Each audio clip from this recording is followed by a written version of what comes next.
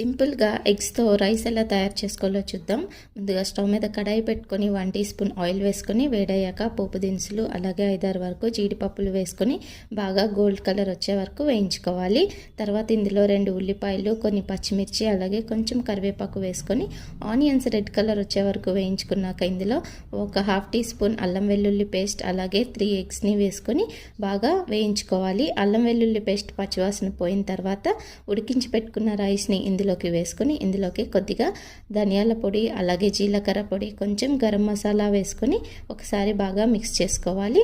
అల్లం వెల్లుల్లి పేస్ట్ పచ్చివాసన పోయేదాకా ఒక 2-3 నిమిషాలు ఇలా వేయించుకుంటూ కలుపుకోవాలి. ఇలా అంతా మిక్స్ అయ్యాక ఇందులో లాస్ట్లో కొంచెం కొత్తిమీరను కూడా వేసేసుకొని మరొకసారి మిక్స్ చేసుకుంటే టేస్టీగా ఎగ్ రైస్ రెడీ అయిపోతుంది.